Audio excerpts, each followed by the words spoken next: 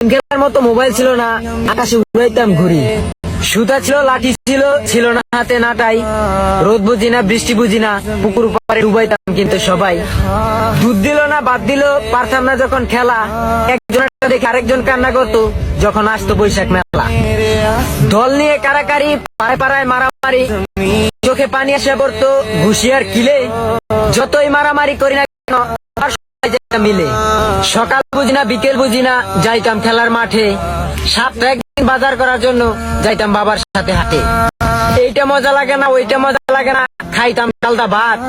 সকালে না খাইলে বিকেলে মায় বাড়ি দিত ফাত ফাত। বাবাই না দিলে, মায় না দিলে দিত দাদির টাকা। স্বপ্নে দেখতাম একদিন ঘুরতে যাবো রাজধানী ঢাকা। পুঁইশাক হইতো, করলা হইতো, চালে হইতো কদু। ঘুরতে যাওয়ার মতো কেউ না থাকলো, থাকতো একটা দাদু। মানুষ ছিল, আত্মীয় ছিল, ছিল বন্ধুকারী।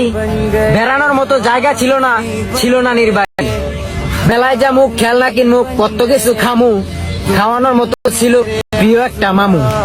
পটকইতো, হাসাইতো, ভাবতাম তার মিথ্যে কথাটা হাসা। তার কাছে কোনো কিছু আবদার করলেই কোন একটা সুতা দিয়ে ছুটে যেত চাচা। স্কুলে যাওয়ার আগে কতই না দিতাম সুতা, খুঁজে পাই না জুতা। স্কুলে না যাওয়ার জন্য দিতাম কত ফাঁকি। সারাদিন ঘরে জায়গা না দিল, জায়গা দিত ঘরে কাকি। বলতো সন্ধ্যাবেলা বাড়ি ফিরবি তাড়াতাড়ি, আর বাড়ি ফিরতে একটু দেরি করলেই খেতে হতো ঝাড়ু বাড়ি। ছোটবেলার কাহিনীগুলো কতই না ভালো লাগতো।